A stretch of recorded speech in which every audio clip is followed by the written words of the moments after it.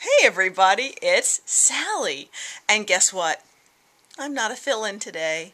I actually will be, for good or ill, the Monday blogger for Proof Weight Loss Surgery Works for however long until somebody gets the hook and pulls me off. No, I don't know how long, but I'm going to give it a shot anyway.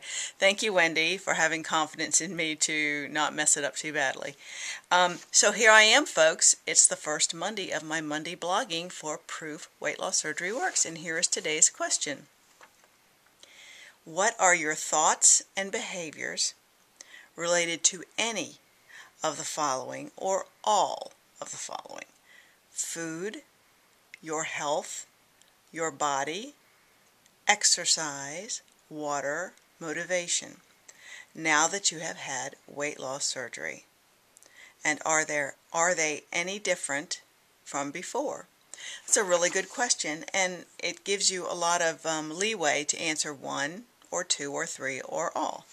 And so let me just tell you what I'm feeling. First, let me tell you a little about myself for those who might not know me. I'm Cabernet Queen on another YouTube channel of my own. I had gastric bypass in November of 2009. I have lost a total of 115 pounds.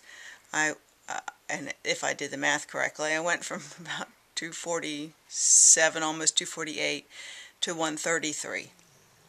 My surgiversary was November 1st, the 1st of this last November, the 2nd of November, I'm sorry.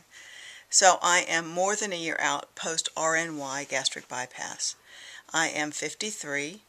I guess that's it. That's all you want to know about me right now. So here's the scoop on what I think. My thoughts about food. Well, let me tell you about food. I no longer live to eat, which is good for all of us. I eat to live. That's where we should all be. If you ask a skinny person, they'd say they eat to live. They might enjoy their food. Nobody hates food, you know, and stays skinny. I mean, you still can enjoy food. And that's kind of where I'm at. I have a comfort zone with food. I tend to box myself in. I tend to want to eat the same thing over and over because it makes my life simple and uncomplicated, and I'm all for simple and uncomplicated. I also get tired of cooking. So I am careful about what I eat. I eat as holistically as possible. I eat whole foods. I eat non-processed foods. I'm not a total vegan or vegetarian in spirit. However, I find I eat a lot less animal protein than I ever did before, simply because I don't enjoy it. But I make sure that I get enough protein with the other foods that I choose. Lentils are a very high source of protein. I eat a lot of lentils. I love lentils. I eat quinoa. I eat bulgur, which is a cracked wheat, instead of a lot of other things. And beans and just whole grains. I absolutely adore Greek yogurt. I never did before. I could use it 1,000 different ways. I eat it every day in some form or another, either topped on my lentils with some hot sauce or sweetened with some sugar-free syrup and maybe a chopped apple or a little muesli. And that's what I feel about food. I try not to think about food a lot. I don't like to be around a lot of baked goods. That's a real weak area for me. Although I do have them on occasion with limits, meaning they're not around my space for very long. I have a window of opportunity and I might have a little and then they have to be away. It's not like I can sit around them all day and go, I'm just going to have one square. No, I can't have them around me. So that's how I feel about food. That's probably more than you wanted to know. My health. What are my thoughts and behaviors about my health? Well, let me talk about that. At 53, I kid you not, the closer you are to having a foot in the grave, the more you care about your health. I don't expect the young women that had weight loss surgery to really get the importance of your health. But when you're knocking on the next door to the next room, you really want to take care of yourself in a different way. I'm very good about taking my vitamins. I have had a couple of issues over the last year because of the surgery. I was deficient in, gosh, is it niacin or thiamine? It was B1 very early on. So let this be a lesson to you. If you throw up a lot in the first couple of months post-surgery, and I mean a lot, because you're not eating right, too quick, too slow, the wrong thing, something gets stuck. If you're throwing up a lot, you're going to become deficient in B1. That is what happens in the early days. I don't know anyone else who's had that, but I read that, and that's what happened to me. And I didn't know that until it was way past the point of no return. No biggie, took some, fine, never had a problem with it since. In the spring, I had a kidney stone.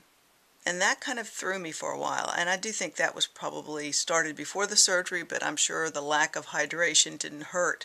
I mean, that probably helped that kidney stone break free and give me problems. That was taken care of over the summer. The next thing that happened to me was just this last week. I had my blood work done and found that I was D deficient, very, very deficient in vitamin D. And I've done a lot of reading on D since then, and I cannot say enough to you how important D is in a woman's life. All human beings basically are deficient in D to some degree or low. We don't get enough sun exposure anymore, and of course it's winter in Virginia, and I'm not getting any exposure at all. I'm freezing. But I'm taking care of that, taking mega doses for 12 weeks. I wanted to let you know that if you end up with a D deficiency, please read up on what's important for weight loss surgery people, because regular doctors don't understand that like they should. And I have ordered a it's called dry vitamin D, and I got it from VitaLady. We do not digest well or absorb well the D that's in an oil gel cap, which is what a pharmacy might give you. Better to take the D. We absorb it better. We really do have malabsorption issues with RNY, and we can't forget that. I don't know what I did to become so deficient in D, just like someone next to me might not know what they did to become so deficient in B12. I mean, if I have a D deficiency, I take mega doses for a season, then you just take a regular pill for, updated D vitamin. If you have B12 deficiencies, sometimes you have to have B12 shots for life. I mean, I'll take what I've got. So be aware and get your blood test done in a timely fashion. I let mine lapse and didn't get there like I should have. So please be careful. D is very important to your bones, to your absorption of calcium, and there's some links to the amount of cancer that people have. If you have high D, your likelihood of cancer is less. So I've started also taking flaxseed oil, omega-3 flaxseed oil, and I'm hoping that's going to help me with some of my wrinkles and some of my dry skin issues. All right, now that I'm really boring you guys, who's still with me? Exercise. When I was trying to lose the weight in a hurry because I was worried it was going to stop working before I got to my goal, which is not the case, it was fine. But I was out there doing everything I could find. I committed myself to that gym like it was my job last March, a year ago. And that really kick-started me into loving to go to the gym and to exercise. And then, of course, you lose your weight. And you get a little sloppy and get a little lax. Some of us do anyway. And I still walked my dog every day because he wants to be walked. And so I would do a good 30 minutes to 45 to an hour walk every day anyway, 7 days a week, until it got to be winter. Now it's a little harder.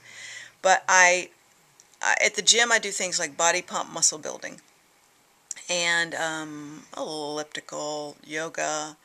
I'm not a runner type, and I never sweat. And I'm a little concerned that sometimes they say if you don't sweat, that means you're dehydrated, which could probably be true for me too, which is the thing I don't do well. I don't do my water as well as I should. Let that be a lesson to you. Drink your water. Don't be like me. So my exercise is enough that I can own it and live it and not fall down and feel like I have failed. Because if you don't keep up, if you set your bar so high, I think it's great to go for the gusto. But for me, setting the bar so high that I felt like I couldn't maintain would have made me feel deflated, and I would have quit. I would have thrown in the towel. I don't want to be like that. I do what I can maintain, and as long as my weight is maintained, I'm good. Oh, and I do want a bicycle, and I plan on doing that as soon as the weather gets a little warmer. I have not done that in my life, but I really want to bicycle. Motivation is the last one. I would say my motivation was extremely high during the loss process. It is a different kind of motivation to maintain is very different. And I was afraid it was going to be a slippery slope at first, the maintenance phase, but it really hasn't been. You just do exactly the same thing you did before. Your body just stops losing weight. And you feel like you can have a treat every now and then, and the world's not going to come to an end. And that's been true. I have maintained that 133, 132 and a half to 133 to 134 and a half, somewhere in that range, but never more than 135 since the first part of, since the first part of October. And here it is, and it's still the same. I went away this weekend, had a few treats, a few bites of this and that, didn't get all my normal foods in, and yet my weight is fine.